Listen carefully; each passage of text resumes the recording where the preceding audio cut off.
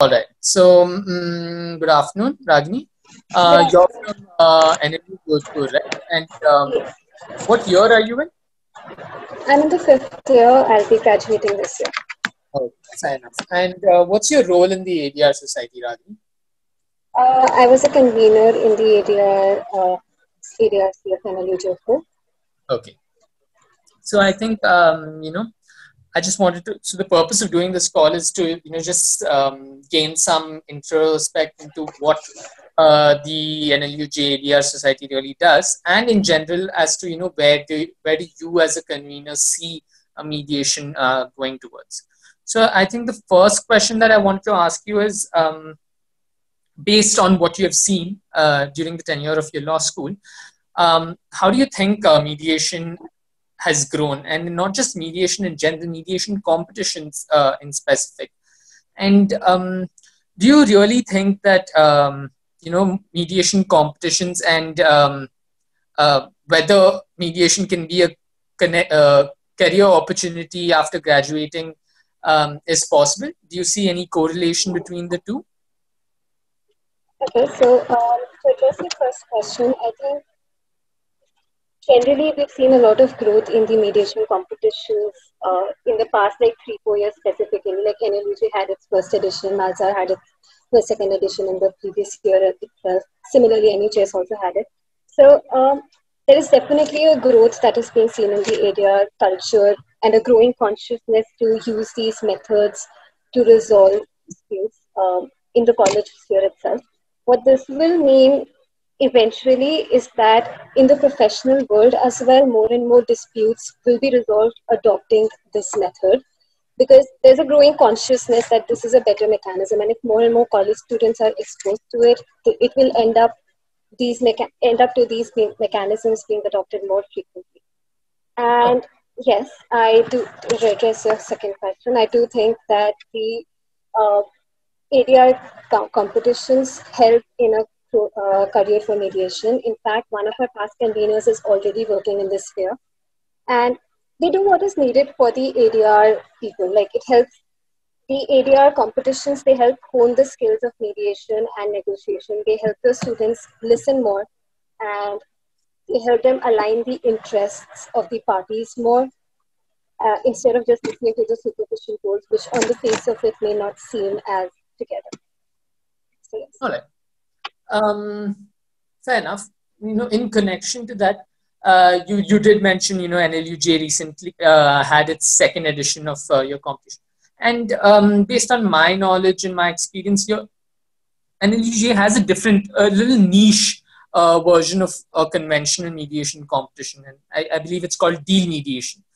Where did you guys really get this idea for starting such a competition? And can you shed some light on how different it is from other competitions, especially from the aspect that students do prepare for these mediation competitions as well? How does that change with a deal mediation competition coming in?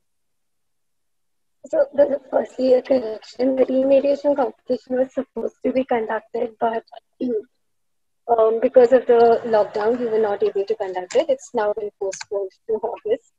And so, yes, the remediation space is a bit different from the normal mediations. The idea for this, I believe, came up after one of the workshops when we perceived that students generally look at mediation as something that arises post a dispute rather than something that can be used in a negotiation sphere as well. However, practically, internationally as well, in big business deals, the skills of a mediator are called upon not just to resolve the disputes, but they are actually cast in the role of someone who align the interests of both the parties and ensure that a good deal comes through. So the idea behind the NLUJ deal mediation competition was to ensure that students are exposed to this side of mediation as well, rather than having like one idea of how mediation is supposed to be. And yes, so the way to prepare for these competitions, like there are specific deal methods that come into picture. For example, here in this case, different from family disputes, you have a better defined agenda than the others. you do have like better defined terms and conditions, and you ensure that you go over each and every term and condition before you move on to the next party. It does not switch a lot between different goals. Oh, And I believe like the way to go for that would be practice. At the end of the day, it all comes down to practice.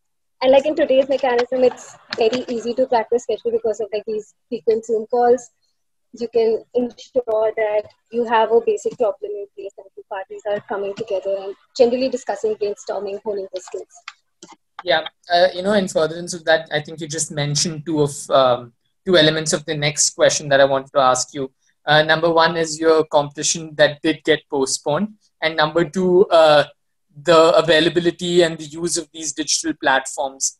So, what did you guys necessarily consider? The possibilities of hosting a competition online, because I do believe in the last 1 or 2 months, several organizations, several competitions, moots, mediations, negotiations, a lot of competitions have happened on this medium.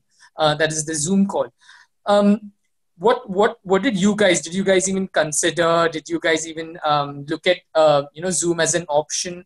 And do you foresee uh, some versions or some competitions using this method in the future, especially when you have to have these several rounds where you want to eliminate a lot of students because of you can't facilitate over 300-400 teams in a specific venue. Yes, so for NLHA deal mediation, we are actually in the process of considering and evaluating whether an online platform will work out. And I think it's a good way forward. It's like necessity is the mother of all innovation, invention. And for ADR as well, this is a necessity that has turned up. And it's a good way forward. It has many pros. It ensures that you can have talent which may be in different time zones. They can be called on to judge these events anytime that you want. We don't face as many practical difficulties. You just have to ensure a good network connection. There are cons as well. Firstly, confidentiality aspects come into picture. Secondly, you can't ensure, even if they are from different time zones, you end up, the interpersonal skills which a mediation is supposed to further, those somewhat go down because everything is then online.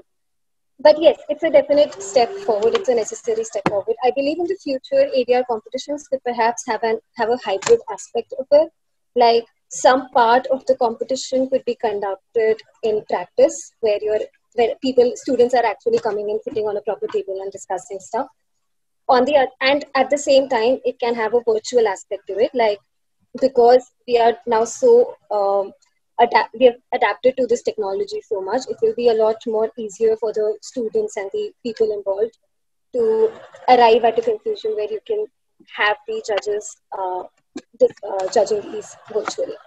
So yes, virtual conducting of these competitions has definitely made itself known. All right, Agni. Well, thanks for spending, this short amount of time. I'm sure you're busy during these days, and thanks for spending some time answering some questions that we may have had, especially from the perspective of other students who want to, consider participating in these kind of competitions and look at career opportunities in mediation in the future as well. Well, thank you that's so much about for it. calling me in. This was an interesting break from the monotony that usually accompanies with it. My pleasure. Thank you so much. Thank you Have a so good much. day.